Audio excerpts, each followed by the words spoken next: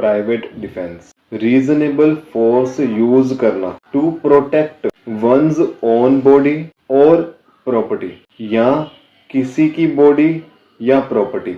जितनी फोर्स जरूरी है उतनी ही यूज करना अपनी बॉडी या प्रॉपर्टी या किसी की बॉडी या प्रॉपर्टी को प्रोटेक्ट करने के लिए, तो वो प्राइवेट डिफेंस माना जाएगा। एक्सेसिव यूज नहीं करनी है। ये आप केस लॉ से समझिए। केस है बर्ड वर्सेस होलब्रूक। इस केस में एक ट्रेसपासर होता है, वो गार्डन में चला जाता है। जिसका वो गार्डन होता है वहां पे उसने नोटिस भी नहीं लगाया होता और स्प्रिंग गन्स लगाई होती हैं। तो वो ट्रेसपासर को वहां पर स्प्रिंग गन से इंजरी हो जाती है, तो वो ट्रेसपासर उसके अगेंस्ट केस करता है। तो कोर्ट कहती है ये एक्सेसिव फोर्स का यूज किया जा रहा है, स्प्रिंग गन्स की नीड नहीं है।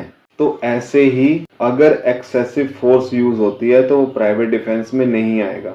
यहाँ पर जिसके अगेंस्ट केस हुआ था उसने प्राइवेट डिफेंस को प्लीड किया और कहा ये एज अ डिफेंस चलेगा। तो कोर्ट ने ये कहा कि एक्सेसिव फोर्स प्राइवेट डिफेंस में नहीं चलेगी। जितनी फोर्स जिस एक्ट के लिए सफिशिएंट होनी चाहिए वो ही प्राइवेट डिफेंस में आएगी। अगर कोई किसी को लाठी से मारे तो आप अपने प्राइवेट डिफेंस में उसको सीधा ही गोली नहीं मार सकते।